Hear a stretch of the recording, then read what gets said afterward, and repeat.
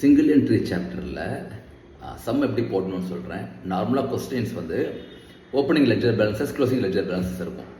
அதாவது debtors, creditors, stock, some assets இருக்கும். Okay, அப்புறம் கேஷ் அண்ட் பேங்க் இருக்கும். இது ஒரு part. Second part, all the transactions with the creditors and டெட்டாஸ்ன்னு இருக்கும். அது எவ்வளோ வந்து பேமெண்ட் மேட், எவ்வளோ கேஷ் ரிசீவ்டு, அதுக்கப்புறம் வந்து எவ்வளோ கேஷ் பர்ச்சேஸ், எவ்வளோ கேஷ் சேல்ஸ். Second part.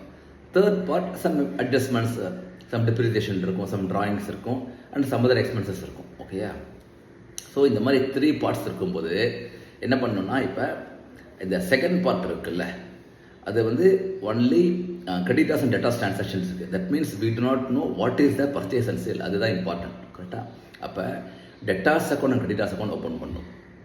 அதில் you will get credit sales and credit purchase. ஆனால் இந்த 2 அக்கௌண்ட்லேயுமே cash sales and cash purchase வராது. ஏன்னா debtors and creditors only credit transactions. ஓகேயா? ஃபஸ்ட்டு. செகண்டு, அந்த லெட்ஜர் பேலன்ஸஸ் கொடுத்தாங்கல்ல, அதில் வந்து இப்போ ஓப்பனிங் கேபிட்டல் நமக்கு தெரியாது. நமக்கு ஏன்னா கேபிட்டல் கொடுத்துருக்க மாட்டாங்க. So we have to prepare opening balance sheet. Okay, அது செகண்ட். அப்படி வந்தால் you will get opening capital.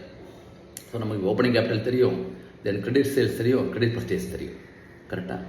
இப்போ you can prepare trading account, then P&L account. Okay, அதில் ஏதாவது அட்ஜஸ்ட்மெண்ட் இருந்ததுன்னா அந்த டெப்ரிசியேஷன் இல்லாட்டி எக்ஸ்பென்சஸை போட்டுட்டு தென் க்ளோசிங் பேலன்ஸ் ஷீட்டை போடணும். ஓகேயா? தேங்க்யூ.